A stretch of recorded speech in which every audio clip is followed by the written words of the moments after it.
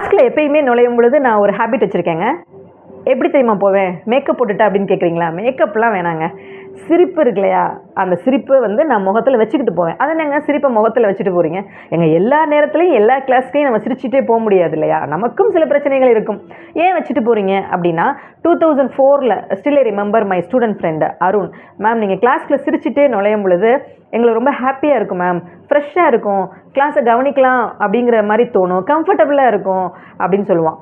So Arun மட்டும் இல்ல, அருண் மாரி நெறைய பேர் சொல்லியிருக்கிறாங்க. உங்க சிரிப்ப பார்க்கும் பொழுது எங்களுக்கு ஒரு தைரியம் வருது, கான்ஃபிடன்ஸ் இருக்குது, ஹேப்பினஸ் இருக்குது. எவ்வளவோ பிரச்சனைகள் மனசுக்குள்ள ஓடுனாலும், நாங்க வந்து உங்க கிளாஸை நல்லா கவனிக்கிறதுக்கு ஒரு உந்துதலா இருக்கு அப்படின்னாங்க. ஸோ ஸ்டூடெண்ட்ஸ் அப்படிங்கும்போது ஷியராங்க நெறைய பிரச்சனைகளோட தான் கிளாஸ்க்குள்ள இருக்கிறாங்க. நம்மளும் அவங்கள அண்டர்ஸ்டாண்ட் பண்ணிக்கலாம் அப்படின்னு நம்ம எல்லாருமே புரிஞ்சுக்கிட்டு கிளாஸ் ரூம்க்கு உள்ள போகும்பொழுது இந்த ஸ்மைலோட போனோம் அப்படின்னா, அவங்க எகுத்தாப்புல உள்ள ஸ்டூடெண்ட் ஃப்ரெண்ட்ஸும் ஹேப்பியா இருப்பாங்க. நம்மளும் ஹேப்பியா இருப்பாங்க. சரிதானே?